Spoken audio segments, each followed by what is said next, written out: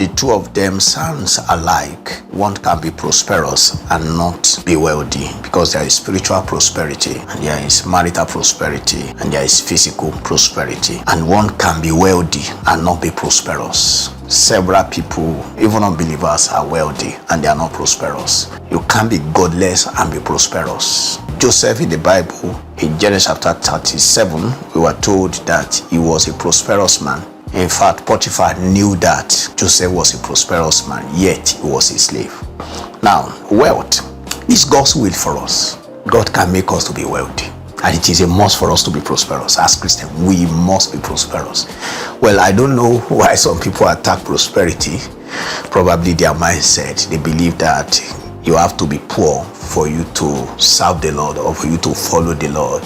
Well, there is a saint in the Bible, Agur, the son of Jakkai. In Proverbs chapter 30, verse 8, he was praying and saying, God, I don't want to be poor and I don't want to be rich. And he made his reason known. He made it known to God, not to human being. He told God, if I'm poor, I will steal. And if I'm rich, I may be proud.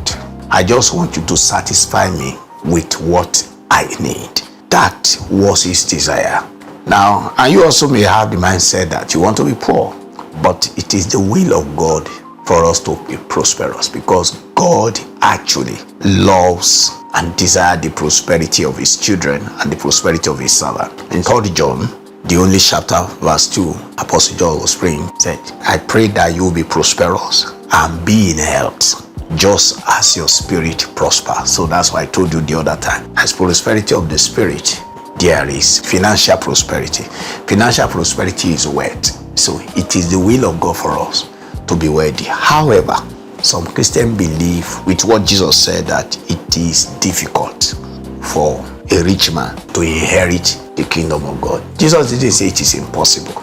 Actually, there were saints in the Bible, in the Old Testament, there were saints in the New Testament that are prosperous and they are wealthy. And Jesus taught us, even in the epistles, in 1 Timothy chapter 6, verse 17 to 19, that the caution there is for any prosperous and wealthy Christian is that he should not be high-minded, he should not treat others wickedly and ruthlessly, and he should, acknowledge God as the giver of both prosperity and wealth, and he should also, show mercy to people, increase in good works, and advance the kingdom of God with the wealth that God has bestowed on them.